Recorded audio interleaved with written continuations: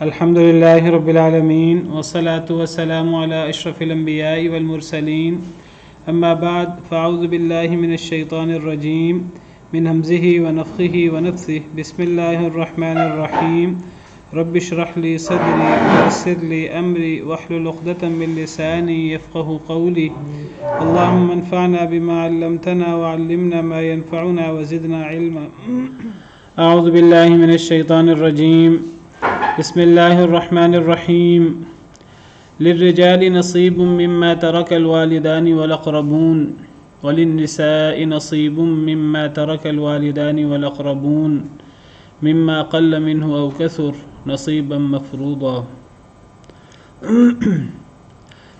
مردوں کے لیے یہ حصہ ہے اس سے جو چھوڑ جائیں والدین والاقربون اور زیادہ قریبی رشتہ دار. وللنساء نصیب اور عورتوں کے لیے حصہ ہے مما اس سے جو ترک الوالدانی چھوڑ جائیں ماں باپ والدین والاقربون اور زیادہ قریبی رشتہ دار. مما قل منہ اس سے جو تھوڑا ہے او کثر یا زیادہ ہے. نصیبا مفروضا حصہ ہے طے شدہ. یہاں سے اللہ تعالیٰ وراثت کے احکام شروع کر رہے ہیں. وراثت کے احکام کی کچھ تمہیدی باتیں یہاں سے شروع ہو رہی ہیں. تفصیلی احکامات تو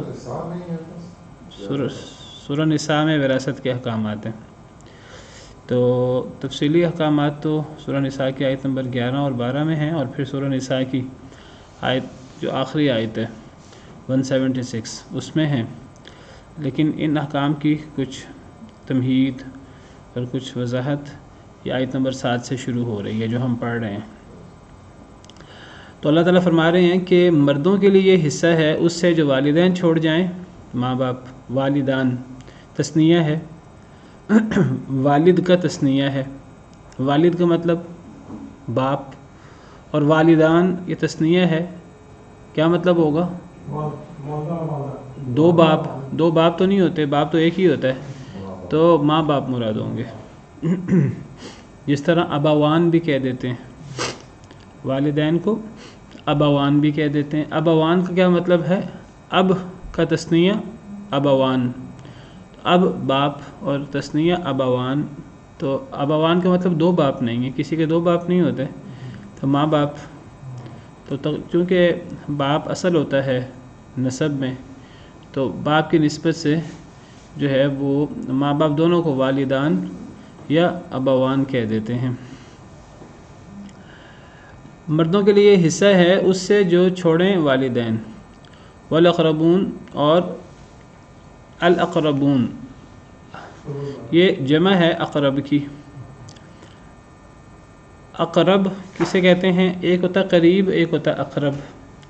قریب کسے کہتے ہیں؟ رشتہ دار کو. اور اقرب کسے کہتے ہیں؟ جو زیادہ قریبی رشتہ دار ہو، جس کی رشتہ داری زیادہ ہو. اقرب جیسے ایک ہوتا ہے عالم جاننے والا، اور ایک ہوتا ہے اعلم زیادہ جاننے والا. ایک ہوتا ہے کبیر بڑا، ایک ہوتا ہے اکبر زیادہ بڑا. اسی طرح قریب رشتہ دار قریبی، اور اقرب زیادہ قریبی اس کی جمع ہے. یعنی والدین جو چھوڑیں یا زیادہ قریبی رشتہ دار جو چھوڑیں اس میں سے حصہ ملے گا مردوں کو. وللنساء اور عورتوں کے لیے بھی نصیب حصہ ہے مما اس سے ترک الوالدانی جو چھوڑیں والدین یعنی ماں باپ والاقربون اور زیادہ قریبی رشتہ دار مما قل منہ او کثر اس سے جو تھوڑا ہو یا وہ زیادہ ہو. تو یہاں اللہ تعالیٰ نے وراثت کی بنیاد بتائی ہے کہ وراثت کے اندر اصل چیز یا تو والدین فوت ہوں. تارکہ کا جو لفظ ہے تارکہ کا مطلب کیا ہے؟ چھوڑے سے کیا مراد ہے؟ ایک انسان ہاتھ میں کوئی چیز ہے اس کو چھوڑ دے، یہ چھوڑنے سے مراد ہے کہ کیا مراد ہے چھوڑنے سے؟ چھوڑنے سے مراد چھوڑی سے مراد یعنی ہاتھ میں پکڑی تھی وہ چھوڑ دی، یا کیا مراد ہے چھوڑی سے؟ کام کرتے تھے، رہتے تھے، کام فیکٹری کا نہیں چھوڑنے سے یعنی مراد کیا ہے؟ چھوڑنے سے مراد کوئی چیز ہاتھ میں پکڑی ہے وہ چھوڑ دی، یا چھوڑنے سے کچھ اور مراد ہے؟ میرے اس میں سوال سمجھ نہیں آیا میرا خیال ہے. میں کہنا چاہتا ہوں ایک آدمی جو کچھ بچوں کا باپ ہے، وہ کہیں جاب کرتا ہے، اس کی جو ہے وہ پے جو ہے وہ جمع ہوتی رہتی ہے، یا کوئی کاروبار کرتا ہے، تو وہ آدمی جاب کر رہا ہے یا کاروبار کر رہا ہے، تو جو بینک کے اندر یا کہیں بھی اس کے پیسے جمع ہیں یا کاروبار، تو اس کو ترکہ کہیں گے کہ نہیں کہیں گے اس کی زندگی میں؟ تو ترکہ سے مراد کیا ہوا؟ ترکہ سے مراد چھوڑنا. چھوڑنے سے مراد میں اس لیے کہہ رہا ہوں کہ چھوڑنے سے مراد یہ نہیں ہے کہ ہاتھ میں کوئی چیز تھی وہ چھوڑ دی، اس کو اصطلاح میں ترکہ نہیں کہتے. ترکہ سے مراد ہے چھوڑ کر فوت ہو جانا. کیا مراد ہے؟ کہ فوت ہو جانا اور پیچھے چھوڑ جانا فوت ہونے کے بعد. تو ترکہ میں فوت ہونا ضروری ہے. تو اسی سے ترکہ ہم اردو میں کہتے ہیں، ترکہ جائیداد. تو ترکہ سے مراد وہ مال ہے جس کی کوئی نہ کوئی ویلیو ہو، کوئی نہ کوئی قیمت ہو، اور جو کوئی شخص مرد ہے یا عورت وہ اسے فوت ہو کر پیچھے چھوڑ جائے، اسے کہتے ہیں ترکہ. تو ایک تو پتہ یہ لگا کہ جو وراثت کا معاملہ ہے وہ اس کا تعلق ترکہ کے ساتھ ہے، ترکے کے ساتھ ہے. اس کا تعلق زندگی میں جو کسی کے پاس مال ہے، اب میرے پاس تھوڑا زیادہ جو بھی مال ہے یا کوئی رقم ہے تو وہ ترکہ نہیں ہے. ٹھیک ہے، ترکہ اسے کہتے ہیں کوئی شخص فوت ہو جائے تو پیچھے سے جو چھوڑ جائے وہ تھوڑا ہے یا زیادہ، تو وہ ترکہ ہوتا ہے. تو اس سے پتہ لگا وراثت کا تعلق ترکے کے ساتھ ہے، وراثت کا تعلق زندگی میں مال کے ساتھ نہیں ہے. اس سے ایک بہت بڑا مسئلہ حل ہوتا ہے. وہ کیا مسئلہ حل ہوتا ہے؟ زندگی میں انسان جو چاہے قابضی کر سکتا ہے، یعنی زندگی کے اندر ترکہ تقسیم نہیں ہوتا. یہ جو کئی دفعہ بچے جو ہیں وہ نافرمان بچے، اللہ معاف کرے، وہ اپنے ماں باپ سے تقاضا کرتے ہیں ہمیں ہمارا حصہ دیا جائے. بھی کیا کون سا حصہ مانگ رہے ہیں بچے؟ وہ نہیں، ترکے میں ترکہ تو بنا ہی نہیں ابھی تو باپ حیات ہے. عام طور پہ باپ بوڑھا ہو جائے تو بچے جو ہے نا وہ اس سے لڑتے ہیں کہ ہمارا ترکہ ہمارے نام کیا جائے تاکہ ہم نے جو کاروبار کرنا ہے، ہم نے جو گھر لینا ہے، ہم نے جو بھی کرنا ہے وہ ہم کریں، ہم نے یہ کرنا ہے، ہم نے وہ کرنا ہے، ہمیں ہمارا حصہ دیا جائے. تو یہ وہ کون سا کس میں سے حصہ مانگ رہے ہیں؟ ٹھیک ہے، دیکھیے کچھ چیزیں ہیں جو باپ جو ہے وہ بچوں کی ضرورت پوری کرتا ہے اپنی زندگی کے اندر. ایک وہ الگ چیز ہے، وہ ہر باپ کرتا ہے، فطری چیز ہے. ایک وہ چیز ہے جو بطور وراثت بچوں کو ملنی ہے اگر باپ بچوں سے پہلے فوت ہو جائے. اگر باپ بچوں سے پہلے فوت ہو جائے گا تو باپ کا ترکہ بچوں کو ملے گا، جو اللہ نے ان کا حصہ رکھا ہے. ہم پڑھیں گے وہ کیا ہے. اور اگر بچے پہلے فوت ہو جائیں تو باپ ان کا وارث ہوگا، باپ پھر ان سے وارث ہوگا اور باپ ان کا ترکہ لے گا. تو کیا باپ سے باپ کی زندگی میں ترکہ کا تقاضا کیا جا سکتا ہے؟ نہیں. باپ کی زندگی میں باپ سے ترکہ کا تقاضا کرنا یہ اپنے اصل کے لحاظ سے غلط ہے، بلکہ یہ بہت بڑی توہین ہے، بہت بڑی نافرمانی ہے باپ کی. گویا کہ یہ باپ سے یہ کہنا ہے، منہ سے تو کوئی نہیں کہتا، اس کو پتہ کہے گا تو لوگ برا بلا کہیں گے. جو بچے نافرمان بچے ہی ہوتے ہیں جو باپ سے زندگی میں ترکہ مانگتے ہیں، گویا کہ وہ باپ کو یہ کہہ رہے ہوتے ہیں کہ تم مرتے کیوں نہیں ہو، جان کیوں نہیں چھوڑتے ہماری.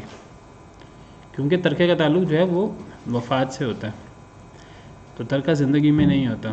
ہاں، زندگی کے اندر بچے باپ سے کوئی تعاون مانگ سکتے ہیں اگر باپ کے پاس ہو اور بچوں کو ضرورت ہو، تو ماں باپ ویسے بھی کرتے ہیں. اگر ماں باپ کے پاس ہے اور بچوں کو ضرورت ہے تو بچے باپ سے کہیں ہماری ضرورت ہے، ہماری ضرورت ریکویسٹ کریں باپ سے، اور باپ کے پاس اگر ہے اور باپ کرنا چاہتا ہے باپ ضرورت پوری کر دے. باقی کچھ چیزیں ایسی ہوتی ہیں جو ضرورت ہوتی ہے بعض ہر بچے کی تعلیم کا مسئلہ ہوتا ہے, کسی کا کوئی میڈیکل کا مسئلہ ہوتا ہے. چھوٹی عمر میں جب باپ ذمہ دار ہوتا ہے بچوں کا اور بچے باپ کی زیر کفالت ہوتے ہیں, کچھ چیزیں ہوتی ہیں جو ضرورتیں ہوتی ہیں بچوں کی, وہ ہر بچے کی ضرورت کے مطابق باپ کی ذمہ داری ہے, باپ خرچ کرے اپنی استطاعت کے مطابق. اور اللہ نے یہ فطرت رکھی ہے, ماں باپ کمی نہیں کرتے, بچے کمی کرتے ہیں, ماں باپ نہیں کمی کرتے, یہ فطرت ہے. میں ابھی وہی عرض کر رہا ہوں, اگر تو بچوں کی ضرورت ہو تو وہاں کسی کی بعض دفعہ ضرورت زیادہ ہو جاتی ہے, کسی کی ضرورت کم ہوتی ہے. کوئی بچہ بعض دفعہ بیمار ہو جاتا ہے, دوسرا بچہ بیمار نہیں ہوا تو بیمار بچے پہ ضرورت کے مطابق زیادہ خرچ آ جاتا ہے. تو یہ تو کوئی مسئلہ نہیں ہے. کسی کا ذہن جی ہاں جی, اس میں کوئی حرج کی بات نہیں ہے. کسی کا ذہن جو ہے وہ میڈیکل میں زیادہ چلتا ہے, اس کو میڈیکل میں ڈال دیا. دوسرا میڈیکل میں چل نہیں سکا, ایگزام دیا نہیں چل سکا, اس کو انجینئرنگ میں کسی اور چیز میں ڈال دیا. تو کسی کی تعلیم پہ اس کے حالات کے مطابق زیادہ خرچ آ گیا, کسی کی تعلیم پہ کم خرچ آ گیا, کوئی مسئلہ نہیں ہے.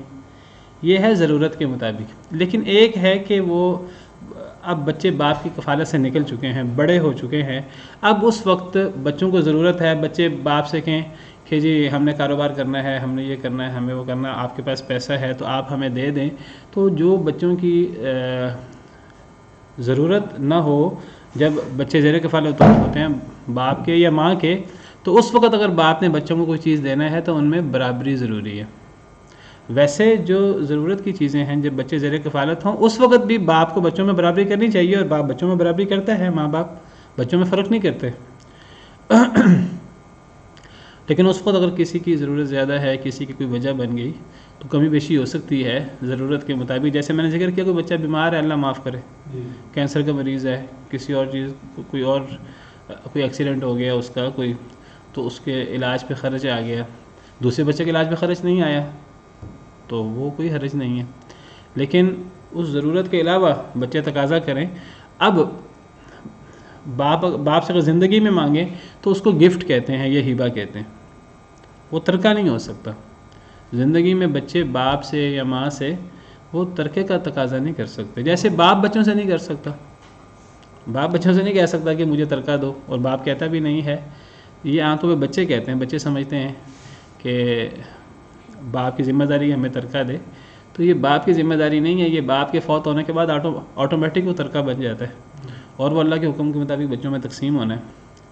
تو زندگی کے اندر جو ہوتا ہے وہ ایک تو جو میں نے بتایا زیر کفالت بچے ہوں, ان کی ضرورت ہو, وہاں تو ضرورت کے مطابق جیسے جیسے جو صورتحال ہے باپ کے دل میں ہونی چاہیے, میں نے برابری کرنی ہے. لیکن کسی کے جیسے حالات ہوں ویسے جو ہے وہ خرچ کرتا رہے, باپ بغیر فرق کی, یہ ذہن میں فرق نہ ہو اس کے, ہر ایک کے حالات کے مطابق باپ نے خرچ کر دیا. لیکن جب ضرورت ختم ہو جائے, جب وہ کفالت سے نکل جائیں, شادیاں وغیرہ ہو جائیں, اب جو ہے وہ اگر بچے باپ سے کہتے ہیں یا باپ چاہتا ہے اپنی زندگی میں بچوں کو کچھ دے, پورا مال نہیں دینا چاہیے. اگر پورا مال دے گا, ہم پیچھے پڑ چکے ہیں کہ پھر انسان خود کیا کھائے گا. وَلَا تُؤْتُوا السُّفَهَاءَ أَمْوَالَكُمُ الَّتِي جَعَلَ اللَّهُ لَكُمْ قِيَامًا. بے وقوفوں کو اپنے مال نہ دو جس مال کو اللہ نے تمہارے لیے قیام کا ذریعہ بنایا ہے. میں نے وضاحت کی تھی, انسان پورا مال نہ دے اپنا کسی کو, بلکہ ایک انسان جو ہے وہ کسی غریب کو بھی صدقہ کرتے ہوئے بھی اسے یہ دھیان کرنا چاہیے کہ وہ سارا مال صدقہ نہ کر دے. اللہ نے قرآن کریم میں منع فرمایا کہ نہ تو وَلَا تَجْعَلْ يَدَكَ مَغْلُولَةً إِلَىٰ عُنُقِكَ وَلَا تَبْسُطْهَا كُلَّ الْبَسْطِ فَتَقْعُدَ مَلُومًا مَحْسُورًا, کہ نہ تو اپنے ہاتھ کو اپنے گردن سے باندھ دو, یعنی اتنے بخیل بن جاؤ کہ کچھ خرچ ہی نہ کرو, اور نہ ہی اپنے ہاتھ کو پورا کھول دو کہ تمہارے پاس بچے ہی کچھ نہ, اور بعد میں تم پھر ملامت کرو اپنے آپ کو, تم حسرت کرو کہ میں نے سارا مال کیوں خرچ کر دیا. اللہ نے باقاعدہ صدقہ کرتے ہوئے, خرچ کرتے ہوئے منع کیا ہے کہ انسان نہ بخل کرے, نہ انسان اتنا زیادہ خرچ کرے کہ بعد میں وہ اپنے آپ کو کوستا پھرے کہ میں کچھ اپنے لیے بچا لیتا. انسان کو اپنے لیے, بیوی بچوں کے لیے بچانا چاہیے. اسی طرح انسان اگر گفٹ کرنا چاہتا ہے زندگی میں تو ایک ضرورت پوری کرنا ہے, وہاں تو کمی بیشی ہو سکتی ہے ضرورت کے مطابق, حالات کے مطابق باپ کے دل میں برابری ہونی چاہیے. لیکن اس کے علاوہ اگر باپ زندگی میں بچوں کو کچھ دینا چاہتا ہے، بچے اب باپ کی کفالت میں نہیں ہیں، تو اس وقت باپ کے لیے ضروری ہے کہ وہ بچوں میں برابری کرے، ہبہ میں تب برابری ہونی چاہیے، چاہے وہ لڑکا ہو چاہے لڑکی ہو، تو اس وقت برابری کرنی چاہیے۔ تو بہرحال زندگی میں ترکہ مانگنا باپ سے صحیح نہیں ہے، ترکہ کا تعلق فوت ہونے کے بعد ہے، باقی کوئی تفصیلات انشاءاللہ اگر لڑکیاں ہوں اور باپ فوت ہو جائے بھائی کو بھی حصہ جائے گا۔ جی تو وہ تفصیلات ابھی آگے آئیں گی انشاءاللہ، وہ تفصیلات ہم پڑھتے ہیں۔ بیٹیوں کی موجودگی میں بھائی کو حصہ جاتا ہے۔ تو سب سے پہلے چیز تو یہ ہے کہ وراثت کا تعلق ترکے کے ساتھ ہے، ترکہ ہوگا تو وراثت کی بات ہوگی، زندگی میں وراثت کی بات بے معنی ہے، اور یہ ماں باپ کی بہت بڑی توہین ہے، ماں باپ کی نافرمانی ہے، یہ حقوق الوالدین میں آتا ہے کہ بندہ زندگی میں باپ سے ترکہ مانگے تو باپ سے یا ماں سے۔ دوسری بات کا پتہ لگا کہ اللہ تعالیٰ فرماتے ہیں کہ مردوں کو حصہ ملے گا اس سے جو چھوڑیں والدین یا زیادہ قریبی رشتہ دار۔ اگر والدین چھوڑیں، میں نے بتایا چھوڑنے سے مراد ہے چھوڑ کر فوت ہو جائے، کچھ چھوڑیں تو فوت ہونے کے بعد وراثت ہوتی ہے۔ اچھا فوت کون ہو رہا ہے؟ والدین۔ اگر والدین فوت ہو تو کون پیچھے بچے گا؟ بچے۔ تو اس کا مطلب وارث کون ہوئے؟ بچے۔ ایک تو اس آیت سے پتہ لگا بچے وارث ہوتے ہیں، والدین فوت ہوں بچے وارث ہوتے ہیں، سب سے قریبی وارث بچے ہوتے ہیں، کیونکہ چھوڑنے کی فوت ہو کر چھوڑنے کی بات والدین کے بارے میں ہو رہی ہے، تو ایک تو بچے وارث ہو گئے۔ نمبر 2 فرمایا کہ والاقربون، زیادہ قریبی۔ زیادہ قریبی یعنی فوت ہونے والے زیادہ قریبی ہوں، یا فوت ہونے والے والدین ہوں جو فوت ہو کر چھوڑیں، یا جو زیادہ قریبی ہیں وہ چھوڑیں۔ اگر کسی کا زیادہ قریبی عزیز فوت ہو جائے گا تو اگر کسی کا زیادہ قریبی عزیز فوت ہوگا تو وہ اس کا کیا لگے گا فوت ہونے والے کا؟ یا اس کو میں اس طرح کرتا ہوں، اگر آپ میں سے کسی کا کوئی زیادہ قریبی عزیز فوت ہو جائے، آپ اس کے کیا لگیں گے؟ دور کے رشتہ دار کے قریب کے رشتہ دار؟ اگر میرے والدین نہیں، میرا کوئی زیادہ قریبی رشتہ دار فوت ہو جاتا ہے تو میں اس کا کیا لگا؟ صرف قریبی کہ زیادہ قریبی؟ اگر وہ میرا زیادہ قریبی ہے تو میں بھی تو اس کا زیادہ قریبی ہوں نا۔ یہ تو نہیں ہو سکتا کہ وہ میرا زیادہ قریبی ہو میں اس کا دور کا رشتہ دار ہوں، کیسے ہو سکتا ہے کہ ایک شخص تو دوسرے کا زیادہ قریبی ہے لیکن وہ اس کا زیادہ قریبی نہیں ہے؟ نہیں، یہ تو نہیں ہوتا نا۔ یہ جو زیادہ قریبی رشتہ دار ہے یہ دونوں طرف سے ہوتا ہے۔ تو اس سے پتہ لگا کہ جب والدین فوت ہوں یا زیادہ قریبی رشتہ دار فوت ہوں تو کون وارث ہوگا؟ بچے وارث ہوں گے اور زیادہ قریبی رشتہ دار وارث ہوں گے۔ تو یہ وراثت کی بنیاد ہے کہ وراثت میں یا بچے وارث ہوتے ہیں یا زیادہ قریبی رشتہ دار وارث ہوتے ہیں۔ اگر زیادہ قریبی نہ ہوں تو پھر کم قریبی وارث ہو جائیں گے۔ تو وراثت کی اور جو بچے ہیں والدین کے لیے، بچوں کا رشتہ والدین سے وہ بھی قریبی رشتہ داری کا ہے نا۔ باپ اور اولاد میں بھی تو رشتہ داری ہوتی ہے نا خون کی، اور یہ بہت قریبی رشتہ داری ہے۔ تو یا تو ماں باپ فوت ہوں تو بچے وارث ہوں گے، بچوں کے علاوہ زیادہ قریبی رشتہ دار بھی وارث ہو سکتے ہیں۔ اس سے پتہ لگا کہ وراثت کے اندر بچے بھی زیادہ قریبی رشتہ دار ہیں، اور اللہ تعالیٰ نے زیادہ قریبی رشتہ داروں کی بات کی ہے۔ اس سے پتہ لگا وراثت کی اصل بنیاد زیادہ قرابت ہے، جس کی جتنی قرابت ہوگی وہ اتنا زیادہ وراثت کا حقدار ہوگا۔ یہ میں آپ کو بنیادی اصول بتا رہا ہوں، اس اصول سے بہت سارے مسئلے حل ہوتے ہیں ہمارے ہاں، جو ہمارے ہاں لوگوں کے ذہنوں میں اشکالات ہوتے ہیں۔ تو وراثت کی اصل بنیاد کیا ہوئی؟ قرابت، اور قرابت بھی جتنی زیادہ قرابت ہوگی اتنی زیادہ وراثت ہوگی، جتنی کم قرابت ہوگی وراثت کم ہو جائے گی۔ تو وراثت کی اصل قرابت، اور قرابت میں بھی زیادہ قرابت، زیادہ قریبی زیادہ وارث ہوگا، کم قریبی کم وارث ہوگا۔ ایسے بھی ہوتا ہے کہ اگر کم قریبی کے مقابلے میں زیادہ قریبی موجود ہو تو کم قریبی وارث ہی نہیں ہوتا، زیادہ قریبی وارث ہو جاتا ہے۔ ہاں اگر زیادہ قریبی موجود نہ ہو پھر اس کی عدم موجودگی میں کم قریبی بھی وارث ہو جاتا ہے۔ جیسے اگر باپ موجود ہو تو دادا وارث نہیں ہوتا. اگر کوئی آدمی فوت ہو جائے اور اس کا باپ موجود ہے ورثاء میں اور اس کا دادا بھی موجود ہے, تو باپ کی موجودگی میں, میت کے باپ کی موجودگی میں میت کا دادا وارث نہیں ہوگا. ہاں اگر میت کا باپ موجود نہ ہو, صرف دادا موجود ہو, پھر دادا وارث ہو جاتا ہے.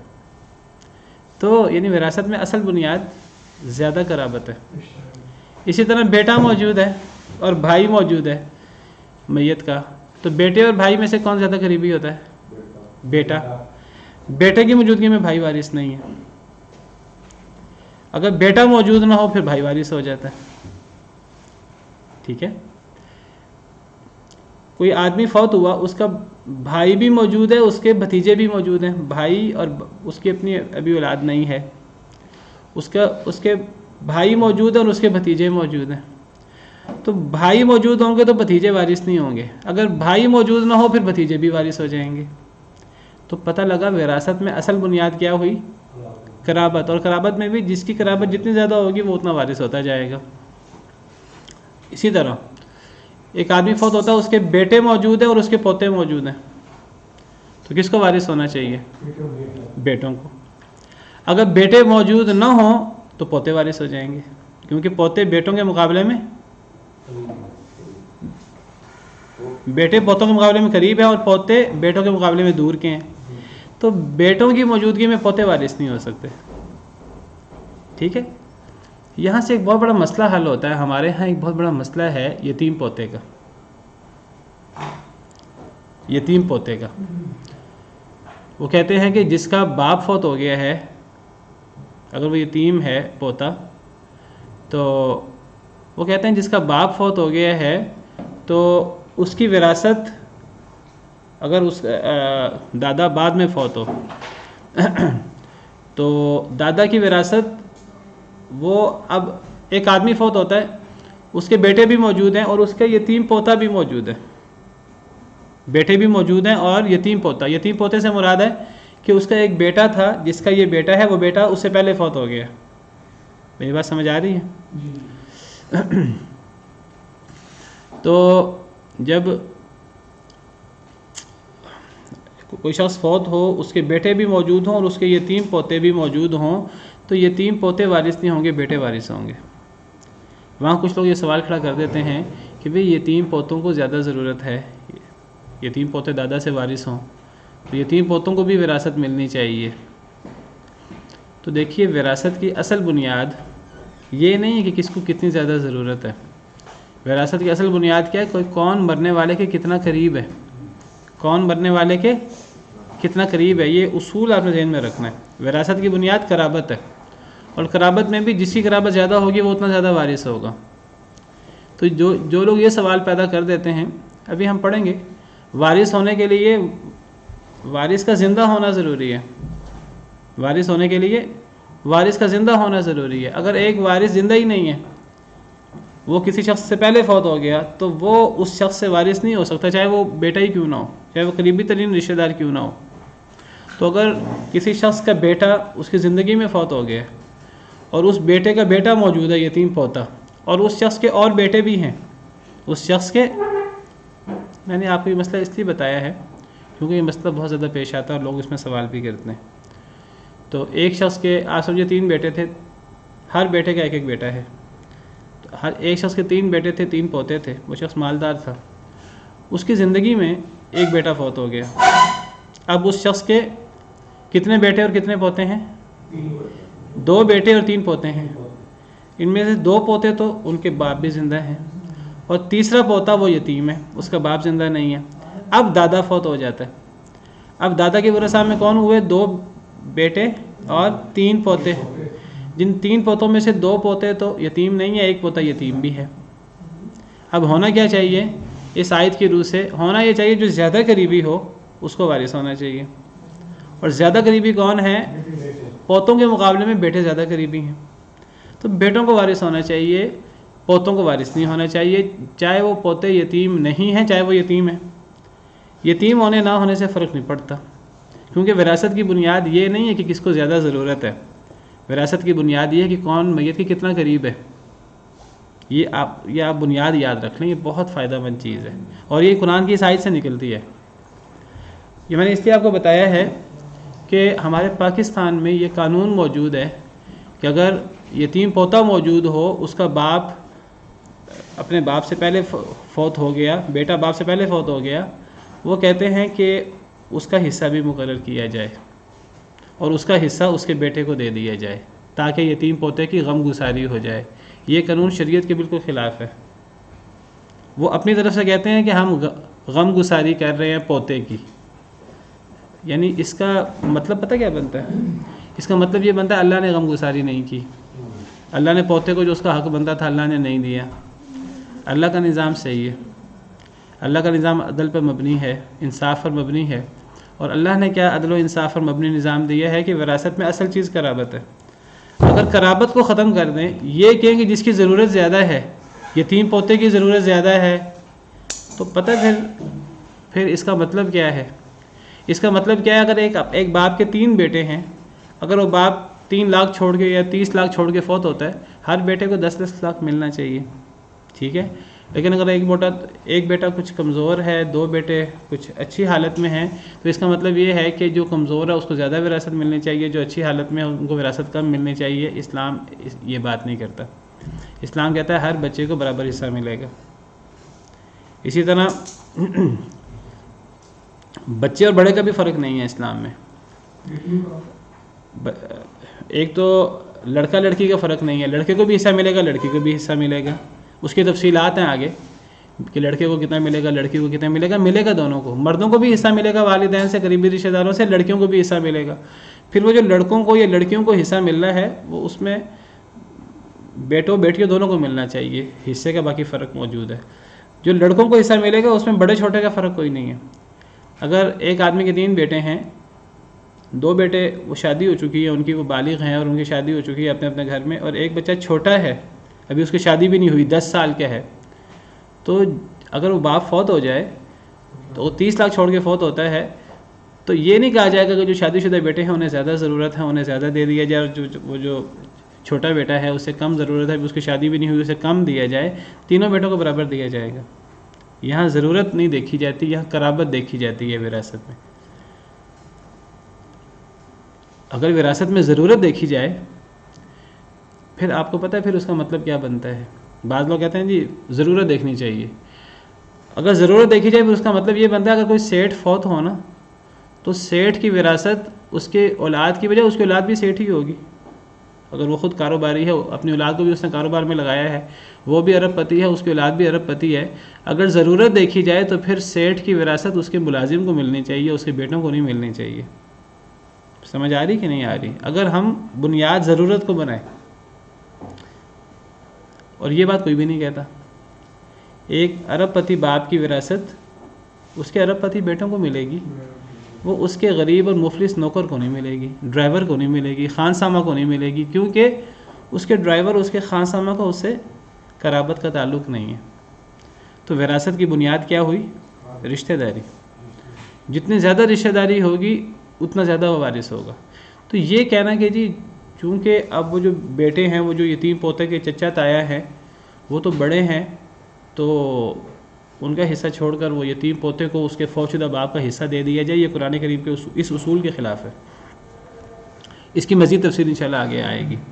تو وراثت کی بنیاد قرابت ہوئی، اور قرابت میں بھی زیادہ قرابت، جو جتنا قریب ہوگا الاقرب فالاقرب، وہ اتنا وارث ہوگا۔ اور یہاں سے یہ بھی پتہ لگا کہ جس طرح میں نے ذکر کیا جس طرح مرد وارث ہیں، اسی طرح اللہ فرماتے ہیں کہ مردوں کو بھی حصہ ملے گا والدین سے اور قریبی رشتہ داروں سے، اور عورتوں کو بھی حصہ ملے گا والدین سے قریبی رشتہ داروں سے۔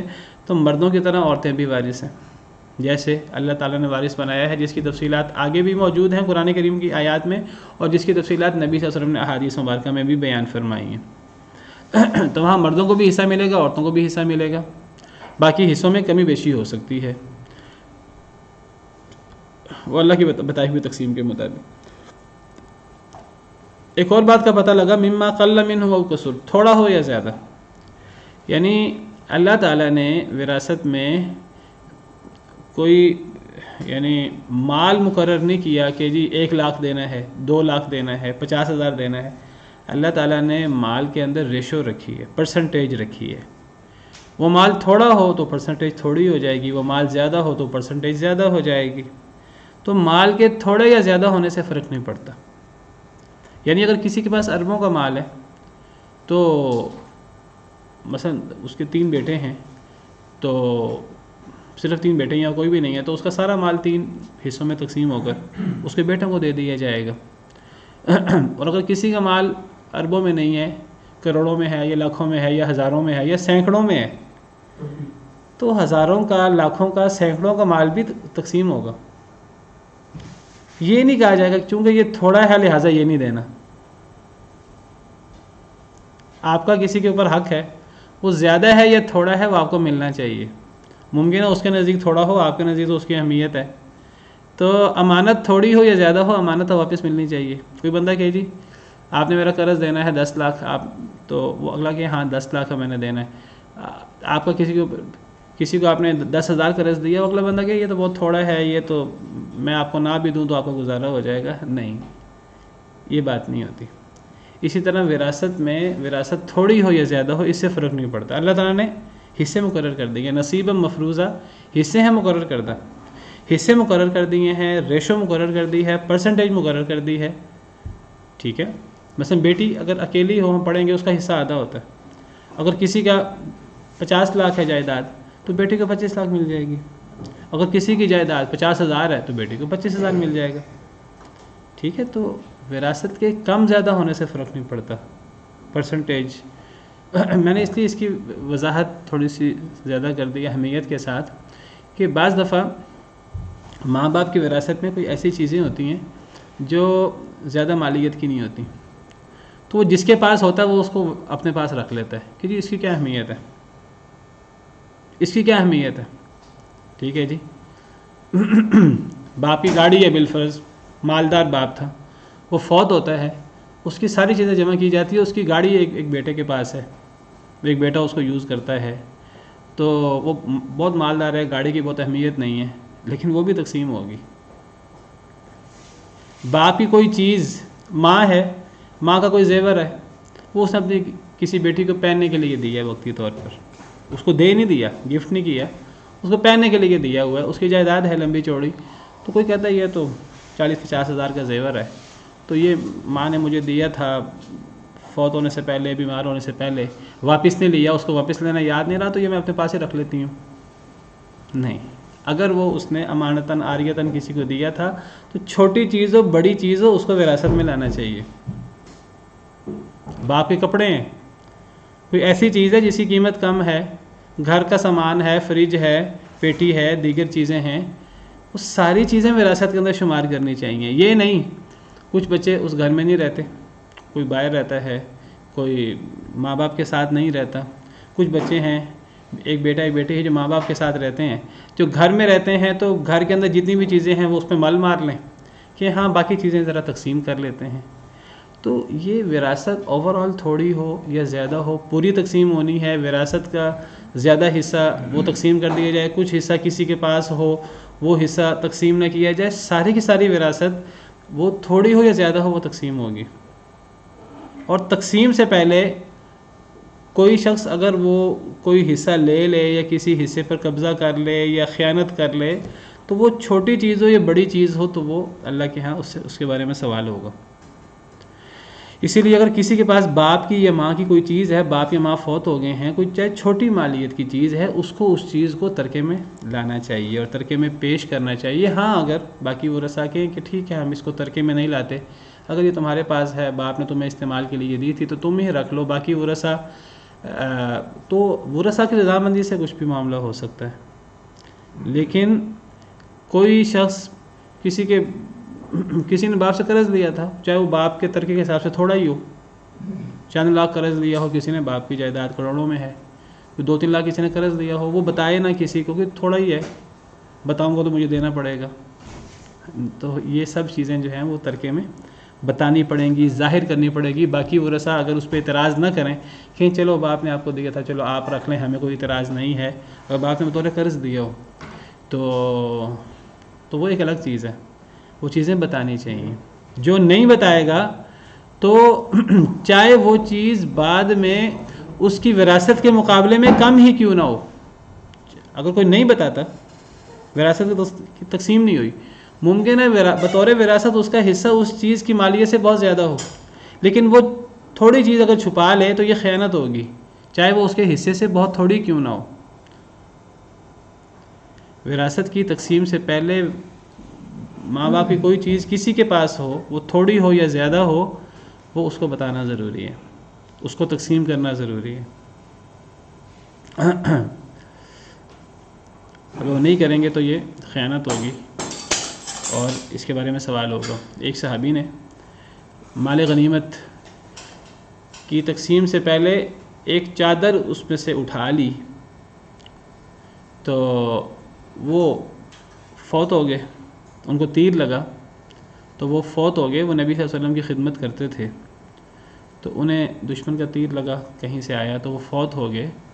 تو لوگوں نے کہا کہ یہ تو جنتی ہیں، یہ تو شہید ہیں.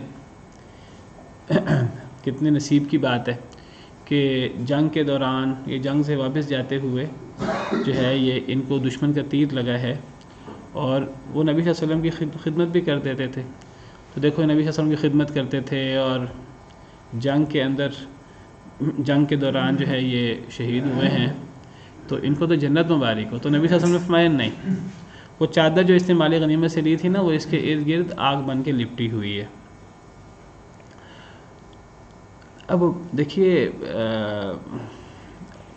جو بھی حصہ تقسیم ہوتا ہے مال غنیمت میں تو ہر مجاہد کو حصہ ملتا ہے، اور وہ حصہ کئی دفعہ زیادہ بھی ہوتا ہے، کافی زیادہ بھی ہوتا ہے. تو ممکن ہے کہ ان کو جو حصہ ملنا ہو وہ اس چادر سے بہت زیادہ مالیت، چادر کی کیا مالیت ہوگی، وہ حصہ چادر سے بہت زیادہ مالیت کا ہو، لیکن جو چیز وراثت مال غنیمت کی تقسیم سے پہلے کسی نے لے لی اور بتایا نہیں تو یہ پھر خیانت ہوتی ہے، اور اس کا اتنا بڑا وبال ہے. اللہ تعالیٰ قرآن کریم میں فرماتے ہیں ما کان للنبی ان یغل، نبی کے یہ لائق نہیں کہ نبی خیانت کرے، نبی تو خیانت نہیں کرتا. ومن یغل یأتی بما غل یوم القیامہ، جو بھی خیانت کرے وہ قیامت کے دن اس کو لے آئے گا. سب لوگوں کے سامنے قیامت کے دن اس کو رسوائی ہوگی اور اسے بتانا پڑے گا کہ یہ خیانت تھی، یہ میں نے دنیا میں خیانت کی. تو سب لوگوں کے سامنے وہ اپنی خیانت پیش کرے گا قیامت کے دن، اور اس کو اس کی سزا ملے گی اگر دنیا کے اندر یہ معاملہ حل نہ ہوا ہو. تو نصیب مفروضہ حصہ ہے مقرر کردہ. تو اس آیت کریمہ سے پتہ لگا کہ مردوں کا حصہ بھی ہے، عورتوں کا حصہ بھی ہے. اللہ تعالیٰ نے یہ بات اتنی صراحت سے کہی ہے کہ مردوں کا حصہ بھی ہے والدین سے، قریبی رشتہ داروں سے، عورتوں کا حصہ بھی ہے. یہ بات اتنی صراحت سے اس لیے فرمائی ہے کہ زمانہ جاہلیت میں عورتوں کو حصہ نہیں دیا جاتا تھا. زمانہ جاہلیت میں وہ کہتے تھے کہ حصہ اس کو دیا جائے گا جو خاندان کے لیے اہم ہو. تو خاندان کے لیے مرد اہم ہوتے ہیں، وہ خاندان کا نام اونچا کرتے ہیں، خاندان کی طرف سے لڑائی کرتے ہیں. عورتیں خاندان کے لیے کچھ نہیں کرتی، گھوڑے پر سواری بھی نہیں کر سکتی، عورتوں کا حصہ نہیں ہونا چاہیے، وہ عورتوں کو حصہ نہیں دیتے تھے. تو میں بیان کر رہا تھا کہ اللہ تعالیٰ نے یہاں مردوں کے ساتھ بڑی وضاحت سے فرمایا کہ عورتوں کا حصہ بھی ہے. وہ اس لیے فرمایا کیونکہ زمانہ جاہلیت میں، یہ تمہید ہے وراثت کی آیات کی، زمانہ جاہلیت میں عورتوں کو حصہ نہیں دیا جاتا تھا. وہ کہتے تھے کہ عورتیں خاندان کا نام بلند نہیں کرتی، عورتوں سے نسب نہیں چلتا، نسب تو مردوں سے چلتا ہے، مرد طاقتور ہوتے ہیں، خاندان کا دفاع کرتے ہیں، خاندان کا نام اونچا کرتے ہیں. لڑائیاں ہوتی تھیں اس دور میں تو مرد لڑائی کرتے ہیں، گھوڑے پر سوار ہوتے ہیں، تلوار بازی کرتے ہیں، عورتیں یہ کام نہیں کر سکتے. تو جو لوگ لڑ سکتے ہیں، خاندان کا نام بلند کر سکتے ہیں، تو انہیں حصہ ملنا چاہیے. وہ یہ دلیل دے کر نہ وہ عورتوں کو حصہ دیتے تھے، نہ وہ چھوٹے بچوں کو حصہ دیتے تھے، چاہے وہ بیٹا ہی کیوں نہ ہوتا. چھوٹے بچوں کو بھی حصہ نہیں دیتے تھے، وہ مردوں کو حصہ دیتے تھے، اور مردوں میں سے بھی جو سب سے بڑا ہوتا تھا اور جو باقاعدہ دفاع کر سکتا تھا، لڑ سکتا تھا، وہ انہیں حصہ دیتے تھے. بچے چھوٹے ہوتے تو وہ بچوں کی بجائے وہ بھائی کو، بھائی بھی خاندان میں سے ہوتا ہے، وہ بھائی کو حصہ دیتے تھے. تو وہ نہ چھوٹے بچوں کو حصہ دیتے تھے، نہ عورتوں کو حصہ دیتے تھے، اور یہ بہت بڑا ظلم تھا.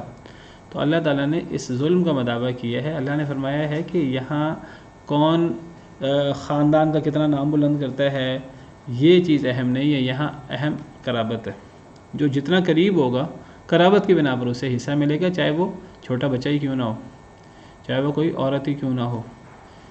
بیٹے وارث ہیں، بیٹیاں بھی وارث ہیں، حصوں کا فرق ہے وہ آگے تفصیل آ رہی ہے، میں وہاں وضاحت کروں گا انشاءاللہ۔ تو جس طرح بیٹا وارث ہے بیٹی بھی وارث ہے، جس طرح بڑا بیٹا وارث ہے اس طرح چھوٹا بیٹا بھی وارث ہے۔ تو بچوں کو اس دلیل کی بنا پر وراثت سے محروم نہیں کیا جا سکتا۔ کچھ لوگ بیٹیاں بھی ہوتے ہیں بیٹے بھی ہوتے ہیں، وہ گھر بیٹوں کا نام کر دیتے ہیں بیٹیوں کو، یعنی وہ زندگی میں دیکھیے اگر تو وہ وراثت ہو تو وراثت تو زندگی میں ہوتی نہیں ہے، میں نے یہی وضاحت کی ہے۔ وراثت کا تعلق مرنے کے بعد ہے، اور مرنے کے بعد اللہ نے حصے مقرر کیے ہیں، جو اللہ نے حصے مقرر کیے ہیں جو ہم آگے 3 آیتوں کے بعد ہم پڑھیں گے انشاءاللہ۔ تو حصے تو وہ اس کے مطابق ہونے چاہیے۔ اگر بیٹے بیٹیاں دونوں ہوں تو اللہ نے بیٹوں کو ڈبل دیا ہے، بیٹیوں کو سنگل دیا ہے، وہ اسی تقسیم سے بیٹے بیٹیوں کو وراثت دینی چاہیے اگر کسی کے فوت ہونے کے بعد اس کی جائیداد ترکہ کی طرح تقسیم ہو۔ اور اگر کوئی شخص زندگی میں دیتا ہے تو زندگی میں وراثت تقسیم نہیں ہوتی، زندگی کے اندر گفٹ ہوتا ہے۔ تو گفٹ کے لیے میں بتا چکا ہوں کہ ایک تو ہوتا ہے کہ ضرورت، جب وہ زیر کفالت بچے ہوں تو وہ تو ہر ایک کی ضرورت کے مطابق ضرورت پوری کرے گا باپ۔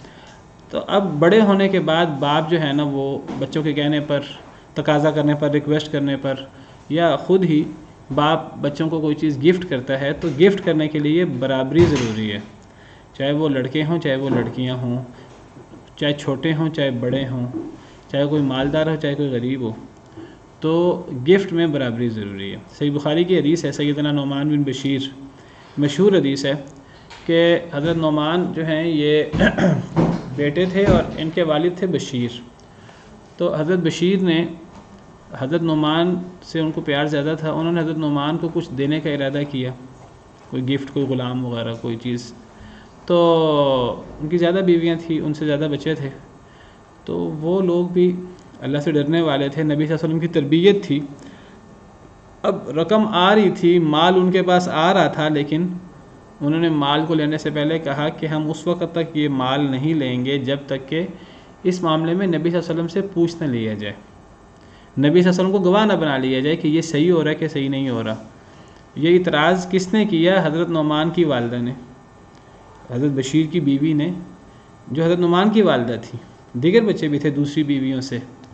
حضرت نعمان کی والدہ نے کہا کہ نہیں یہ ہم نہیں لیں گے جب تک نبی صلی اللہ علیہ وسلم کو گواہ نہ بنایا جائے۔ دیکھیں بہت بڑی تقویٰ کی بات ہے۔ نبی صلی اللہ علیہ وسلم کے پاس کہ بشیر کہ جی میں اپنے بیٹے نعمان کو کچھ دینا چاہتا ہوں، تو نبی صلی اللہ علیہ وسلم نے سوال کیا کہ کیا تمہارے اور بیٹے بھی ہیں، اور اولاد بھی ہے؟ انہوں نے عرض کیا جی اور بھی ہے۔ آپ نے فرمایا کہ کیا تم چاہتے ہو کہ وہ تم سے برابر کا سلوک کریں؟ جی میں چاہتا ہوں مجھ سے برابر کا سلوک کریں، میری خدمت کریں۔ تو فرمایا کہ اللہ سے ڈرو اور اپنے بچوں میں انصاف کرو، بچوں میں برابری کرو۔ اور آپ نے یعنی کسی کو دینا کسی کو نہ دینا، اس کو آپ نے ظلم و جور قرار دیا۔ آپ نے فرمایا لا اشہد علی جو، میں او کما قال علیہ الصلوۃ والسلام، صحیح بخاری کی حدیث ہے۔ تو آپ نے فرمایا کہ میں ظلم زیادتی پر گواہ نہیں بنوں گا، اگر اوروں کو نہیں دو گے تو پھر میں اس میں شریک نہیں ہوں گا۔ نبی صلی اللہ علیہ وسلم نے انہیں حکم دیا کہ اس کو واپس لو۔ تو زندگی کے اندر بچوں میں گفٹ کیا جا سکتا ہے، سارا مال نہیں کرنا چاہیے، کچھ مال کرنا چاہیے، کچھ مال اپنے لیے چھوڑ دینا چاہیے۔ تو اگر کچھ مال زندگی کے اندر گفٹ کیا جائے بچوں کو تو بڑوں میں چھوٹوں میں لڑکوں میں لڑکیوں میں سب میں برابری ضروری ہے۔ اولاد کے علاوہ کوئی کسی کو دینا چاہے تو وہاں کمی بیشی بھی ہو سکتی ہے، لیکن اگر اولاد ہو تو اولاد میں گفٹ کرتے ہوئے برابری ضروری ہے۔ کوئی اگر نہیں کرتا برابری تو وہ واپس ہو جائے گا، وہ دوبارہ ترکے میں آ جائے گا وہ مال۔ اگر باپ جو ہے بچوں میں سے کچھ بچوں کو یا لڑکوں کو کاروبار یا کچھ پلاٹ ان کے نام لگا دیتا ہے، لڑکیوں کے نام نہیں لگاتا، تو وہ واپس ترکے میں آ جائے گا، اور وہ ترکے سے وراثت کی طرح تقسیم ہوگا جس طرح اللہ نے تقسیم کیا ہے۔ اللہ تعالی عالم۔ ماں باپ کا تو ہوگا، اس کے علاوہ اگر قریبی رشتہ داروں نے چھوڑا ہو وہ کون سکتے ہیں؟ اللہ تعالیٰ فرما رہے ہیں کہ ماں باپ فوت ہو جائیں تو کون وارث ہے؟ بچے۔ تو اگر بچے فوت ہو جائیں تو یہاں ماں باپ کا ذکر نہیں ہے نا، یہاں تو ماں باپ کے فوت ہونے کا ذکر ہے۔ تو اگر ماں باپ فوت ہو جائے تو بچے وارث ہیں، اگر بچے فوت ہو جائیں تو ماں باپ وارث ہے، کیونکہ ماں باپ زیادہ قریبی رشتہ داروں میں آتے ہیں۔ اسی طرح بہن بھائی وہ بھی وارث ہوتے ہیں، ٹھیک ہے۔ اسی طرح چچا وغیرہ وہ بھی وارث ہوتے ہیں، ٹھیک ہے. پھر یہ جو قریبی ہیں نا، قریبی میں کچھ تو رشتہ داری سے قریب ہوتے ہیں، کچھ رشتہ داری کے علاوہ کسی اور تعلق سے قریب ہوتے ہیں. نکاح کا تعلق، اس کی بھی اہمیت ہے وراثت کے اندر. تو نکاح کے تعلق سے بھی میاں بیوی بھی ایک دوسرے کے وارث بنتے ہیں، جیسے ابھی آگے آئے گا. اور پھر یہ رشتہ داری، خون کی رشتہ داری، نسب، اس کے علاوہ نکاح، اور اس کے علاوہ وہ ایک تعلق ہوتا تھا، اگر کوئی کسی کو آزاد کر دیتا تھا نا اس زمانے میں، تو ان کے درمیان ولا کا تعلق قائم ہو جاتا تھا. تو ولا کے ذریعے بھی وراثت ہوتی ہے. حدیث مبارکہ ہے، صحیح حدیث ہے، انما الولاء لمن اعتق، کہ جو کہ کسی کو آزاد کر دے، اس کے اپنے رشتہ دار نہ ہوں نسبی، تو پھر اس کی وراثت وہ آزاد کرنے والے کو ملتی ہے، آزاد کرنے والا اس کا اسبہ ہو جاتا ہے. تو بہرحال تو صرف بچے ہی وارث نہیں ہیں ماں باپ کے، اور قریبی رشتہ دار بھی وارث ہیں، جن کی تفصیل آگے آئے گی انشاءاللہ.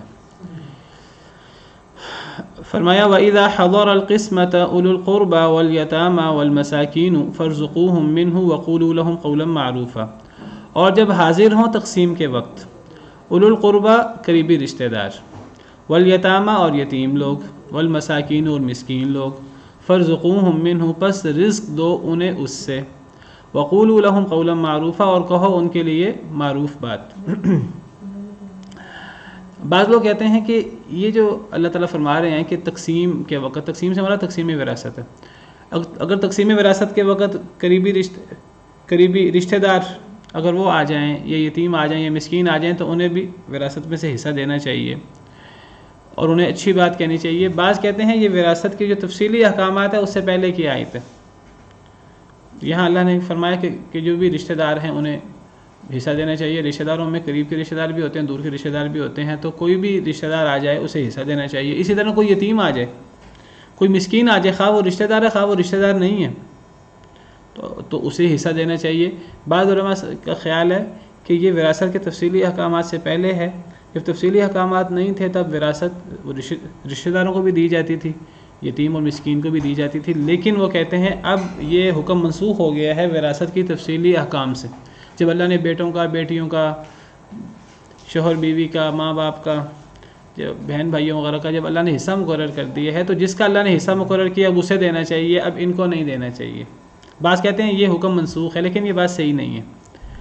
ہمیں اس حکم کو منسوخ کرنے کی ضرورت نہیں ہے، بلکہ یہ حکم ابھی بھی باقی ہے. وراثت کی تفصیلی احکام کے باوجود بھی یہ حکم کیسے باقی ہے؟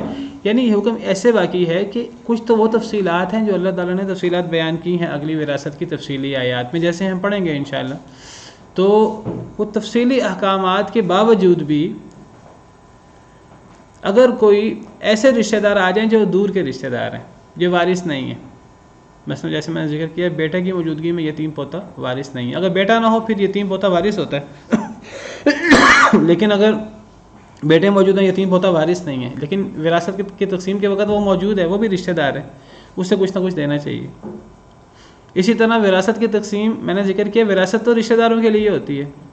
اگر تقسیم وراثت کے وقت کوئی غریب، مسکین، کوئی ملازم، کوئی یتیم بچہ، ایسا جو رشتہ دار نہیں ہے، جو وراثت کا حقدار نہیں ہے، وہ آ جاتا ہے، وہ موجود ہے اس وقت.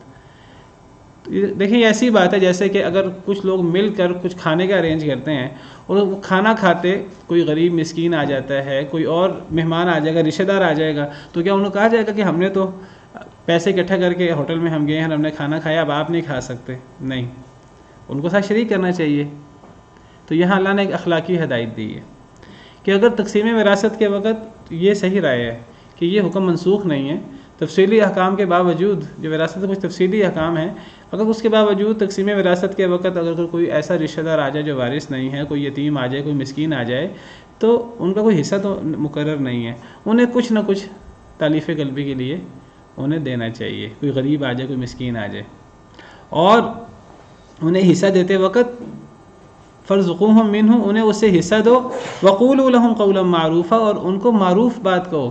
ان کو ڈانٹنا نہیں ہے کہ تم اس وقت کیوں آ گئے، یہ کوئی آنے کا وقت ہے، نہیں. یہ اسلام کا اخلاقی نظام ہے، بہترین اسلام کا نظام ہے کہ انہیں اس پر ڈانٹنا نہیں ہے، پھر انہیں معروف بات کہنی ہے، انہیں اچھے طریقے سے انہیں کہنا ہے کہ ہم اپنا تقسیم کر رہے ہیں، ہم اپنا کام کر رہے ہیں، تو آپ چلے جائیں. جو بات بھی کرنی ہے انہیں معروف طریقے سے کرنی ہے، بلا وجہ ناراض نہیں ہونا.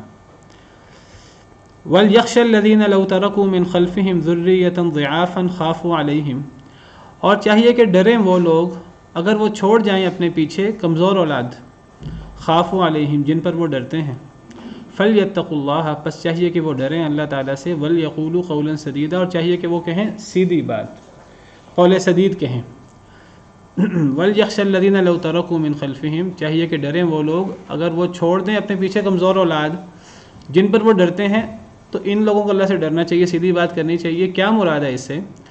اختلاف ہے مفسرین کا، بعض مفسرین کہتے ہیں اس سے مراد بعض دفعہ یہ ہوتا ہے کہ انسان کے وارث کچھ اس کے بچے ہوتے ہیں، لیکن بچے چھوٹے ہوتے ہیں، تو جب بچے چھوٹے ہوتے ہیں تو اب انسان کو پتہ ہے میں فوت ہو رہا ہوں، تو میرے فوت ہونے پر یہ بچے ابھی چھوٹے ہیں،